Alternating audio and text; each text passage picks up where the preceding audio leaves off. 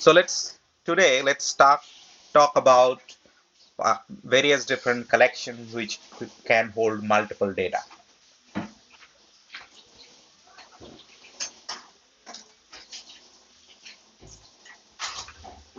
So in past we have used array, right? So array, as you can see that it can have multiple values, right, of a type. So for example, if you just define a collection dot py, let's name the file like that. Now, if you happen to see the Python array, right, it may look. How do you define an array? Can anyone explain?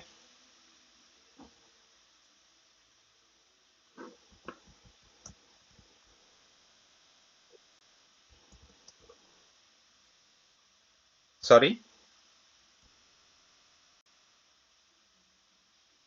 um, array of, let's say, number. If I have to define an array of number, any idea?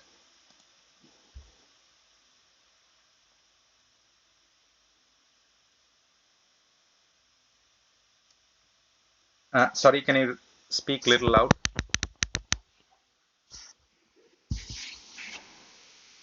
Yeah, yeah, I can hear you now.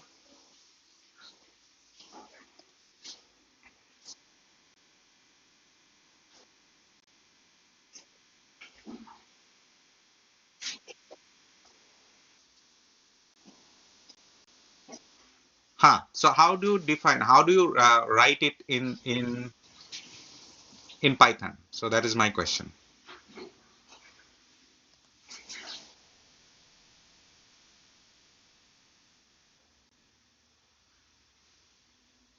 Yeah, you can try and tell me. So there are three different ways. That's what I wanted to talk about. Yeah. Okay. So let's go by that option. So if I say this, and if I define an array of 1, 2, and 3, okay? Let's say this one. Now I just want to print it, whatever it is. I print the array. Okay. And then I want to see how it looks like. So I go into terminal, say new terminal, and it opens the command prompt. And you say Python or Py, depending on how your machine looks like, just to check if the Py works, then that means it will work. So if I say Py and then collection dot py, now you see that it is printing 1, 2, 4. Okay, that is fine. What I also wanted to know, what is the type Python understand when you say third bracket or the square bracket. Okay, to know, you have something called a type of. Okay, so you say type of or the type and then the array. Okay, and if you just print this whole thing, then it will tell you what is the type this variable is. So it is of type list. Just to clear and then show you the type. The type is list, you can see that. So we can say that this is a collection of type list. So I just change the name so that we know we are working with list. Now what is the significance of the list is that it is always ordered, okay? And also we can have duplicates. So for example, I can have 4, 4, and that is allowed. So if I say that, so in a class, you can, in a typical class, you can have 2 students with the same name, okay? Absolutely fine, because you can't really restrict people to have only unique name. But a roll number should be unique, okay? No 2 students in a class can have same roll number, right? That's a concept. So if you have to store this kind of collection or the value, you can choose list for duplicate. Wherever there is a possibility to have the duplicate data, you can use this list. When you explicitly don't allow people to, let's say, um, print duplicate. Now let me do one thing. Let me keep this, and I want to compare this later point in time. So I hide them and I print. When you don't allow duplicate, you define this list using this second bracket. Okay, so that is curly braces. And if you say so, and then instead of list, we call it a set. So this is a type set. You will know from the type variable if I just print it out. So if I say set, now the first one was list and this one is different. Now I have duplicate value. Now let me try to execute it. It ignores the duplicate value. You can see that fourth value is ignored because that is duplicate. So I can have, let's say, 1 1, 2 2, and then Python will simply ignore the duplicate value and keep only the value which are unique. Okay, so in that case you can't really have duplicate value. Even if you, let's say, try to assign duplicate value, it will be ignored. Okay, you'll not get an error, but it will be ignored. But you can see that type is set. It's again a collection, but it's of type set. So we have learned what list is, what set is. Now let's hide this, copy, and then I go and use this same thing, but with this. Okay, the first bracket or this one. Okay, this is what we call as tuple. So tuple is another collection type. So if I just copy and paste it, tuple is another collection type which allows you to enter duplicate. So duplicate is allowed. So if you print, you will find that, and it is unchangeable. Okay, that's the only difference here. So let's just clear this up. Okay, and then I just run it. You see that it shows me the duplicate value. That means duplicate is allowed. The type is tuple. But the thing is that I can't really add a new value to this.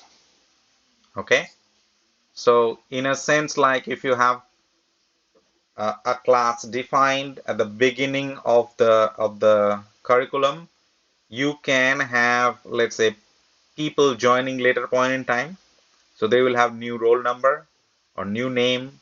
You cannot add them if you use this thing. So you have to have a fixed value. So you say that I want to have 1 to 10. That's it.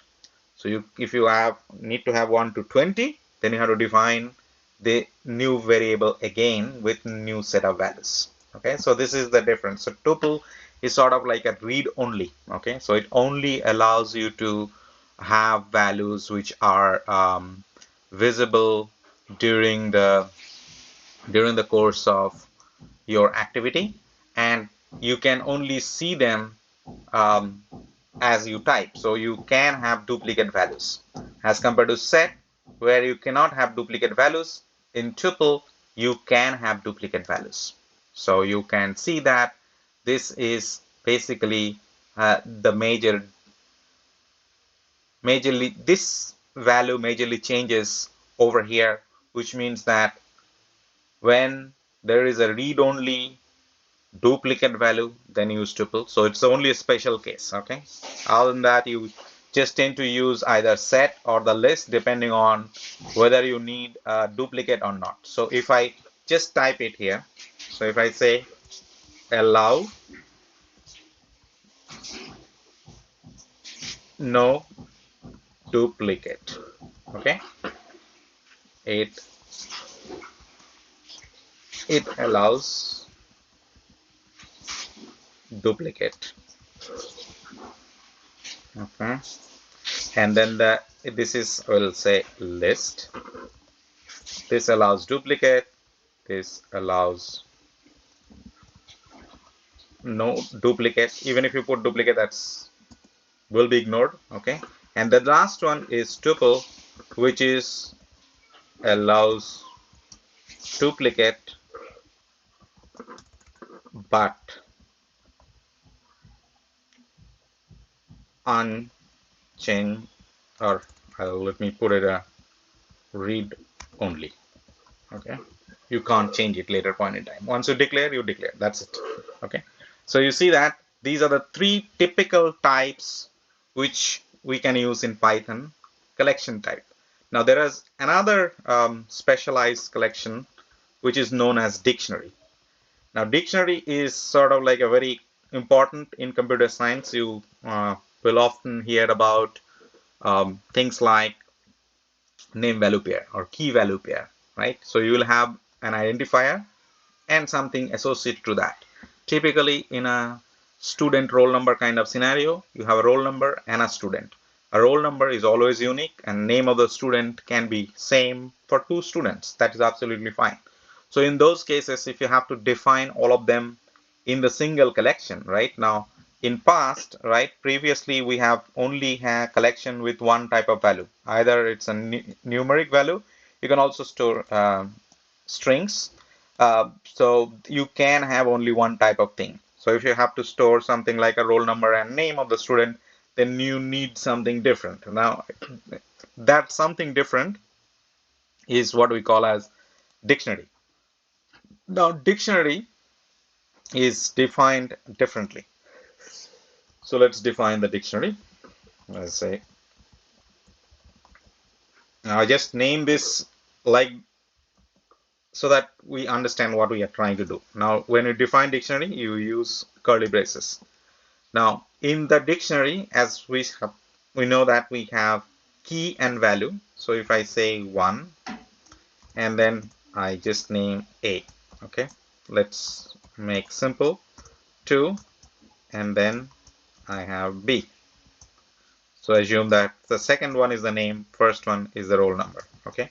So we can have the first one always unique, but we can have the second one different. So if I try to, let's say, assign this and say C, okay, and then I do the same thing, like I print them and then I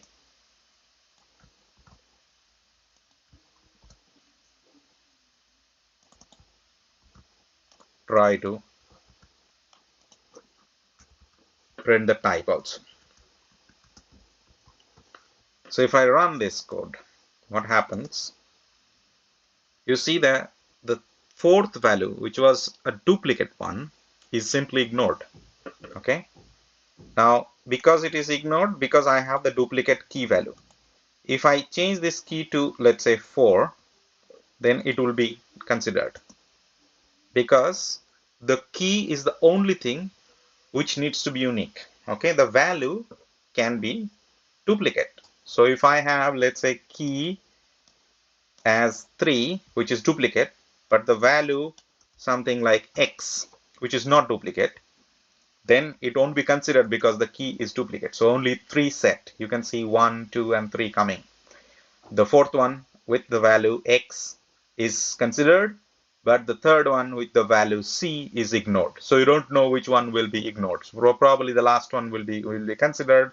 The first one, the remaining ones will be ignored. So I don't know exactly how they pick it up, but you cannot really have two values with the same key. Okay, you can define, because you are not getting an error. That means it is absolutely fine. The compiler understands it, compiles the code, everything is fine. But when you actually get the result, that point in time, you basically have to compromise with one of the values. Okay, so that's a dictionary. So as you can see that we can have roll number and student name, we can have country and this capital, so on and so forth. So you can have something you need to consider the value of key which has to be unique. So it can be a number, it can be a date, it can be whatsoever value, but that value has to be the unique value. So if you are considering, let's say, an alphabetical order A, B, C, so you cannot have two A's or two B's in the key. That is the first column. Okay, so this is about dictionary. So dictionary is about, let's say, having complex type. So what we understood now, we understood three collection type. One is list, and list allows duplicate. Okay, so you can define a list with square bracket. It can be number, it can be string. So if you are defining a string, you just use double quote with all the values. So if you say A, B, C, you use double quote. For set, we can have the same thing, but with curly brace.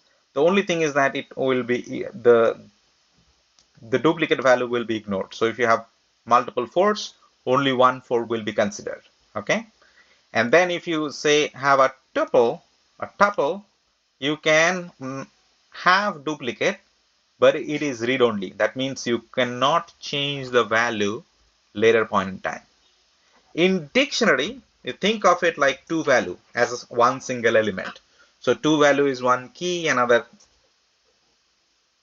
value. So key value pair. So it can be 1A, 2B, 3C, but you cannot have fourth three.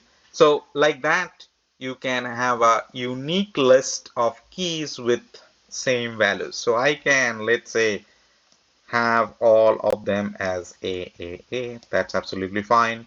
And you will find that all the four values will be printed in the output. So if I just run it and try to print this, you see all the four values are printed because the keys are unique here, 1 to 4. Okay, so that's why it is getting printed, all of them. Any questions so far on the collection?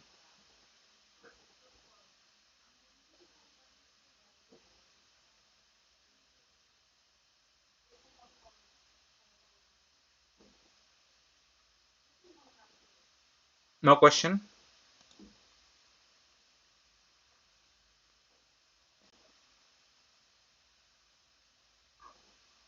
Okay. All right. So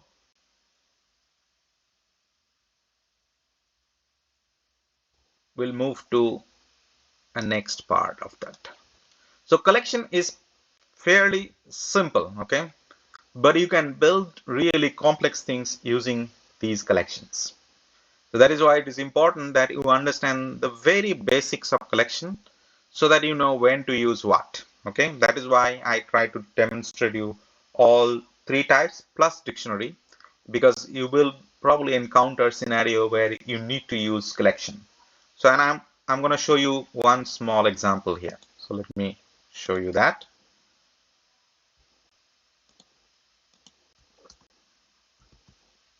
Okay, if I go down and I say num equal to 5, let's pick up a number 5. Now if I say print num into 5, okay, so if I say like this, I say 2, 3, 4, 5. What I'm trying to do is that I'm trying to build a table, multiplication table for 5. Okay, starting from 1 to 5, if I multiply that, it becomes this table. Now the benefit is that if I change it to 15, it becomes a table for 15. So I get the table for 15, 15, 30, 45, 60, 75. Okay, so on and so forth. Now this is not something which you, if you encounter that you are trying to do same thing again and again, you should think about how you can convert it in some sort of like a collection, use the collection, right? So you can easily see that I'm definitely using a sequence. Sequence means that 1 to 5. So it's a serial number. That's a sequence. I can put it in the collection, right? So I say all nums. Now I can either use a set or a list. Doesn't matter. So I say 1, 2, 3, 4, 5. Okay, that's my collection. Now going forward, I don't need to do this print again and again. What I can do, I can run a for loop. So that is all nums. All nums is my collection. And then here inside this, I'm going to print with num, and I multiply this with I. So what this above line is doing, basically, the above line is eliminating my multiple print statement into one single print statement. And what this I is taking, every time this is going through this collection, it is picking up one number at a time. So first time it will pick up 1, second time it will pick up 2, third time it will pick up 3, 4, and 5, and it will end after that. Okay, so it basically what we call as loop. So this is for loop. Loop is also very important. So this is a loop. Okay, and then inside the loop I'm repeating the same stuff. So earlier I was doing that using multiple print statement because I had different number. Now the benefit is that I can now enhance it to 6, 7, 8, 9, and 10. If I do say so, then it becomes a complete multiplication table for 15. Okay, and I can just change this number to, let's say, 19, which is probably the toughest one, and then you just get the multiplication table for 19. Okay, you can beautify this print statement by putting what you are trying to print, right, and then you can print it, right. So basically you are doing a print statement within a for loop, right. Now what happens when you have, let's say, you by default put 11, 12, so on and so forth. Now you don't want to do this when the value is greater than 10. Okay, let's put it that way. If you say so, now you can put a condition inside a loop, and in the condition what you can say, if I greater than 10, so it could be 11, 12, anything but not 10. Okay, so when you say greater than 10, that means anything higher than 10. If you say greater than equals to 10, that means it could be equal to 10. Now you need to indent it to put it inside the for loop. Now it is not something which I'm gonna print within the for loop. You can also change the condition to say that whenever it is less than 10 or less than equal to 10, then do this print. Okay, let's put that condition. Now what happens, let's just show you that. Okay, if I print, let's use a simple 5 one that's easy to for us to recognize. If I just run this 5, you can see that it is printing up to 50. Now what happens if I do not have this line and I put this print statement back into the for loop and I print it, you will see that the two additional things, that's 55 and 60 showing up. That is because into 11 and into 12. So 5 into 11 is 55, 5 into 12 is 60, all of you know. So it is printing. But the moment I put this condition, right, so if I just revert it back, it'll only print up to 10. So no matter how many I have in the sequence, they all will be ignored because from here onwards, the whole loop is kind of ignored. Now, I can have, let's say, thousands of such things here in this list, but this loop is still going on because every time for every element it is going on. So I can change this behavior. What I can do, I can say if it is greater than 10, okay, then say break the loop, else just do it whatever you are doing. Okay, so else colon. So which means now when this statement comes and finds any number greater than 10, it'll come out of the loop. So in a computer programming, right, that's called efficient way of doing it. So you are not wasting the resource for doing unnecessary computation. If you know that you are not going to print anything which is more than 10 into 10, you just simply rest of them without running the loop again and again and checking again and again. Makes no sense. Okay, so what we are trying to do is that we're trying to break the whole sequence the moment you find the value is more than 10. Okay, your output will not change. You will still find it is printing up to 10. But the way the programming now is handling is like the moment it picks up all 10 values. So it is like going into let's say a sea beach and collecting a piece of shell, and somebody asked you to collect only 100 shells. Okay, so you collected all the 100 shells, but you still have many more shells available. You keep collecting and keep throwing them back into the sea because you don't need more than 100.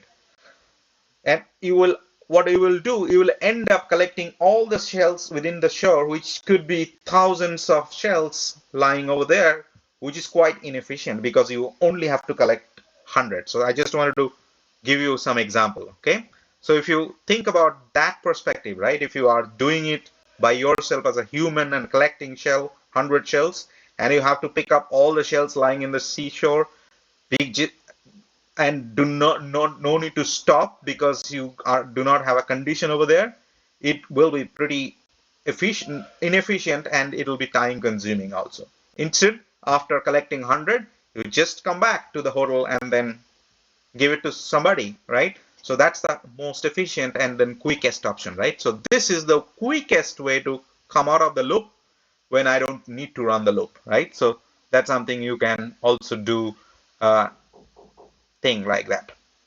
Now, when you use this kind of sequence, okay, there is a predefined variable called range. So instead of me typing each of the number one by one, and I can miss one of them because it can have a typo, so I can use something called a range. So if I say range and I simply say 10, that means it will take the number from 1 to 9. Okay, let's see that. The output. I just changed the whole list to 10, right? So you can see that the last number is coming as 45, that is 9. 5 into 9 is 45. So it takes the last two, it ignores the last one and picks up the previous one. So if I need to create a range of, let's say, 10 values, 1 to 10, 0 to 10, it starts with 0. You can actually define up to 11. Now let's see that. Now it has starting from 0 to 10, it is coming. Now I don't want 0. So I say that I want 1. Okay, that's my starting. Stop is 10. Okay, and there is a third parameter which is a step, right? So what will be the increment? So if I don't say anything, it is by default 1. Okay, so I can just simply, 1 comma, simply ignore the last one, which means now I start from 1, I go up to 10, I finish over there. So let's see what is the output seems like. So it is still up to 9, right? It starts from 1. This time it is not starting from 0. You can see that it is printing 5, that is 1, 10, that is 2, and so on and so forth. Now if I, let's say, want to go up to 10, I have to say 11 because range ignores the last value. So now this is perfect. So now this is saying that you are doing this up to 11. Now it is so easy that if I have to build a multiplication table up to 100, so I'll say 101. Okay, so simple as that. Okay, I don't have to type 1 to 100 in a set. Now this condition has to be removed because it is breaking after 10. Okay, so let's just print it out. Now you can see that this is a long list actually. So it went pretty quick, but it is a long list of values up to whatever that is. Okay, so you can see that it is coming up as this. And just to give some idea how it looks like, so I can say that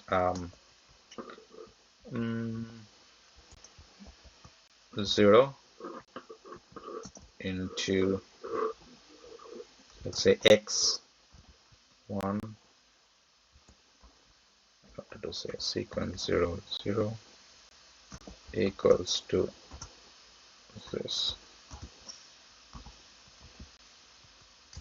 and the first one is 9, second one is num, and the third one is num into I. So I'm just doing a little bit of formatting so that you understand what exactly is coming up in the screen.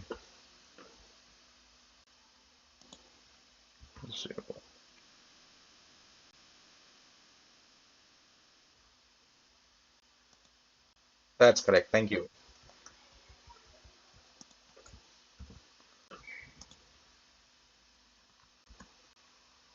Yeah. So now you can see that it is doing a multiplication for 5 with 1 to 100. Okay. So it is coming like that, which means now I have this simple collection which can be modified to 11. Now it becomes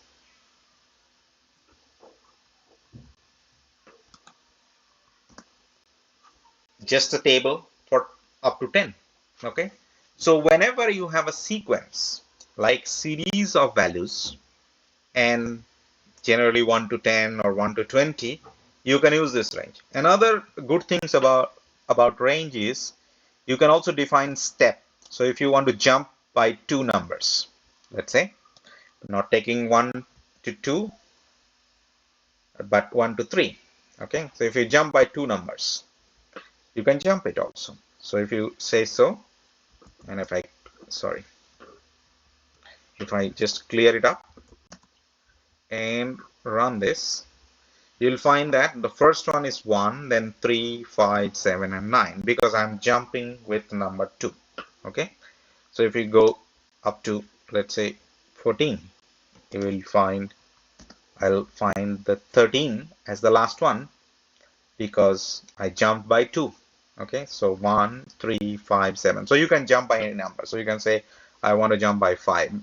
It's okay. You can do that.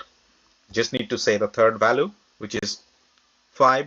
Then the first one is 1, second one is 6, third one is 11, plus 5 plus 5. So you can change the behavior how range would work, right?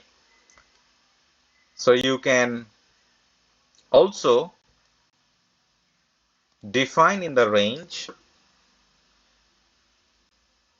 else condition. That's another beautiful thing. So without if, you can say else.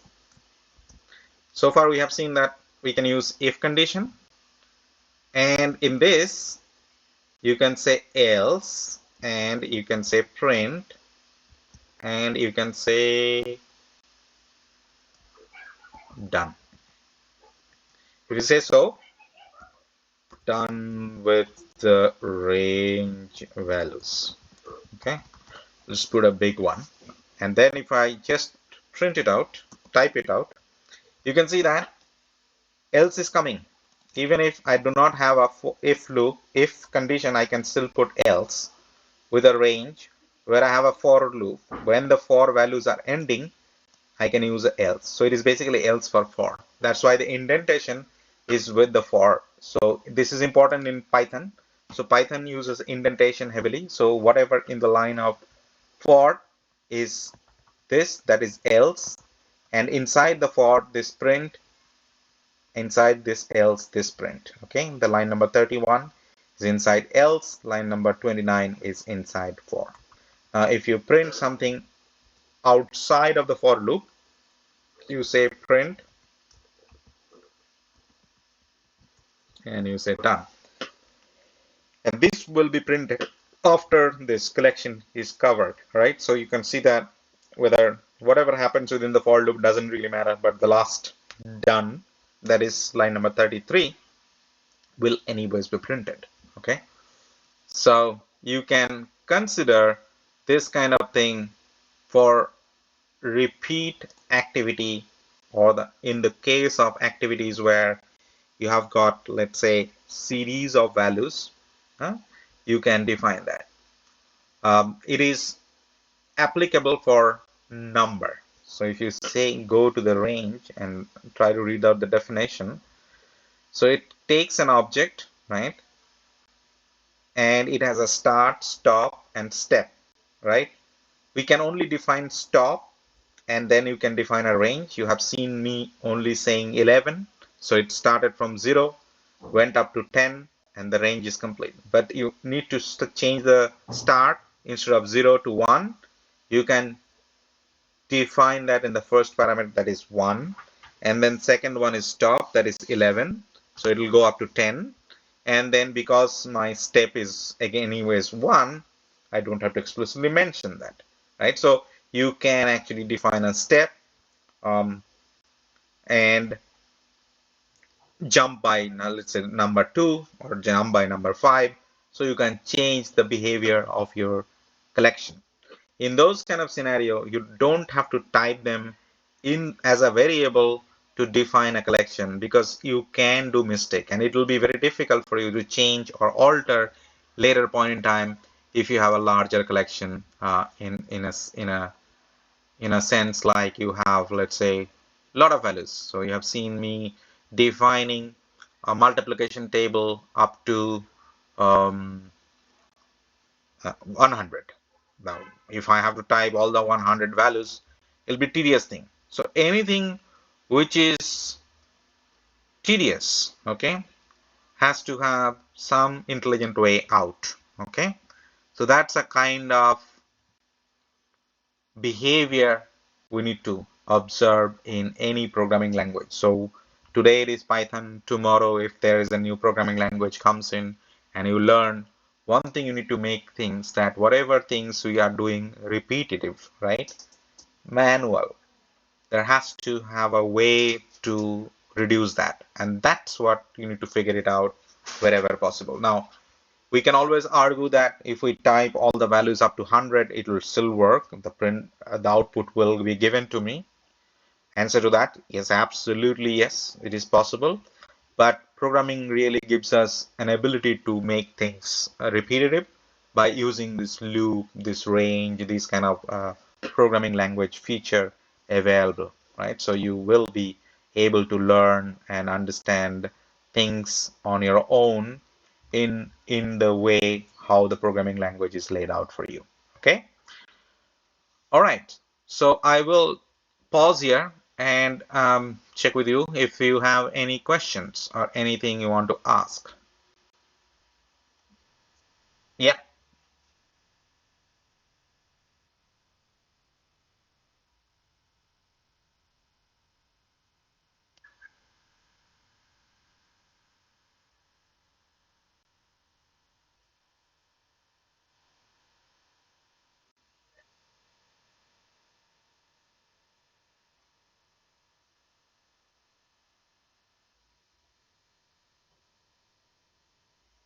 Okay. Let's try that.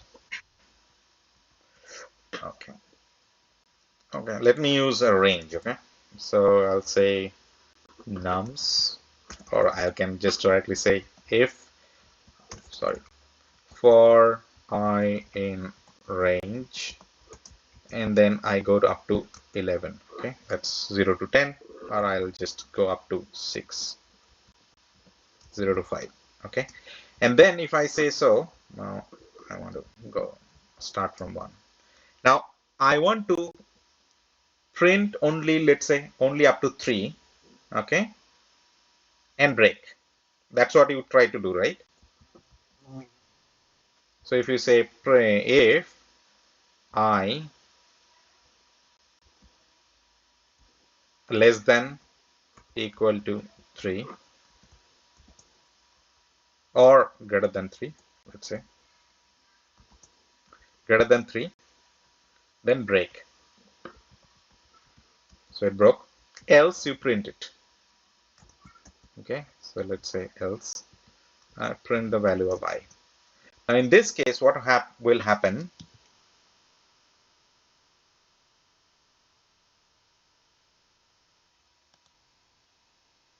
Oh, okay. No, it won't work. I'll tell you why it won't work. Because when you say break, if you say print done, this done will not be printed. Okay, and I'll tell you why.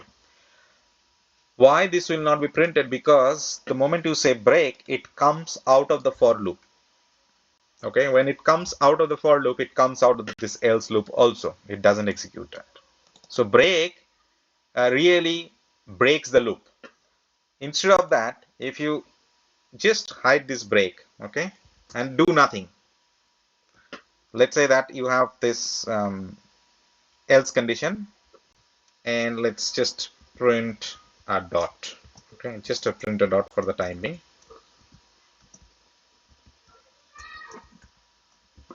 And I don't break. Okay, what I essentially mean is that I don't break. Sorry, I don't break. I just print something. I can print a space. That will not print anything in the screen. So I'll just say clear.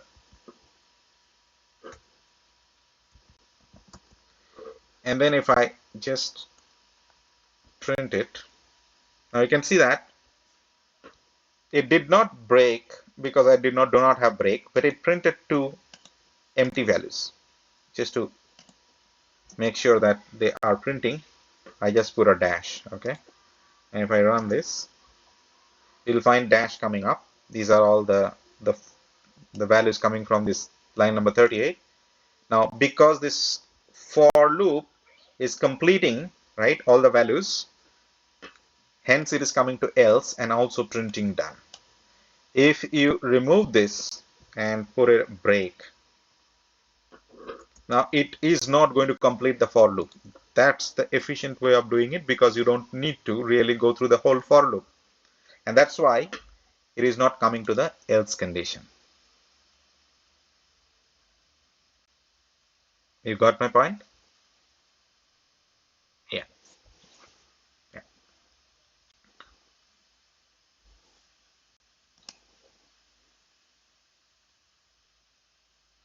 All right. So have all of you gone through the GitHub portal I shared with you? Anyone haven't gone through that? Or still, I can show you that page one more time. Let me put it in the.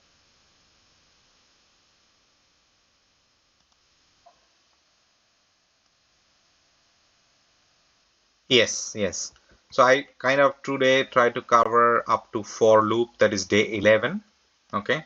So I just made it for smaller kids, so that basically that's why I did not want to have a lot of content in a single day, right? So you might find a day is too small. That was the whole intent, right? Not to overwhelm with a lot of information. So yeah, correct. So you will find that this is the URL which I already have posted. I can post it again just in case. And if you open this page, what it shows this one. Okay, so let me increase the font size. And you can see that there is a day. So today we went into this collection, right? So I just exactly spoke about list, tuple, dictionary, set, all these values, right? So you just have that thing, and I also have a small video just in case you want to understand that a later point in time. We talked about loop, and we also have discussed about the range variable, which I used in terms of having a sequence of values, right? So you will find this range is part of the loop. So range is frequently used in the loop kind of scenario. So that's why I kept it here. And then how do you define this loop and all these things, right? So that was the kind of thing I wanted to touch base today. And then tomorrow again at the same time, we will have the similar activity happening around this loop with while. Okay, so we'll use something else other than for, that is while. So we'll see how while can be defined and different ways of dealing with while uh, in the similar case of looping.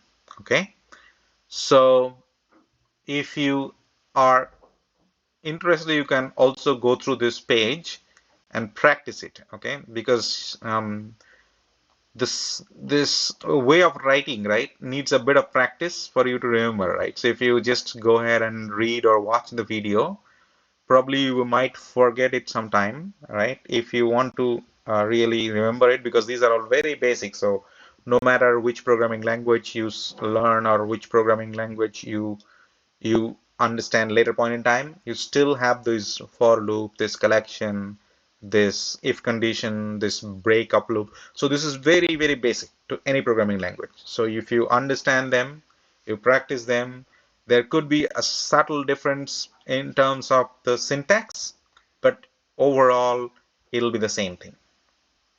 Okay, so you can actually practice, and then you can always drop me a question. So in the group. So if you use the group and just reply to the channel or write in the group or reply to me, you can always reach out to me using that, and I will be able to answer you that. So if you are part of that group, I have already announced it, so I can just say that course will use this URL, so I can just paste it over here and it should reach your mailbox. One of the good things about the group is that if you in case lose the email, you can still come back to the group and then you see all the previous conversations. Okay, so you'll find that list of conversations showing up, right? You can even see the older conversation which has happened even if you were not part of that group back then. Okay, so that it's like reading the newspaper, right? So you can actually go back in history and still read the older newses. So like that, so that you can actually use this group to communicate, and you can also reply and ask question. You can even, I think, drop a note in the group. If you drop a note in the group, all of us will be able to see that. If you want to explicitly ask me a question, you can drop me an email to this email ID, which you will find in the group. I have been sending email via this email ID. So if you just use this email ID, you will be able to reach out to me, and then it'll land my mailbox and I can respond to you individually. But if you think that you can discuss it just like you discuss in the class, right, in front of other students, feel free to put it in the group, because whatever I answer, uh, others may get benefited out of that. So if it is not too personal, okay, just use the group to have the conversation. And if any one of you know the answer, feel free to answer it in the group also. That also will help. So this is quite common practice in the software development companies, where people do ask question without knowing who will answer, and whosoever knows the answer will answer it, right? And somebody who knows the answer will support that person, right? So like that, you build a collaboration, right? So you basically share the knowledge, and that is really helpful, because we need to learn from each other. We don't know what is unique about programming language. We don't explore everything by ourselves, right? We learn from each other. So learn from each other. It's also very important, and absolutely a culture you need to build if you have to come to this kind of work thing. So with this, I want to end. So thank you very much for joining this Sunday session. Hope you enjoyed. There was a bit of a gap in between, right? But we still could manage to do it. I'm glad that. So let's continue tomorrow again in the same time. All right. Have a good day.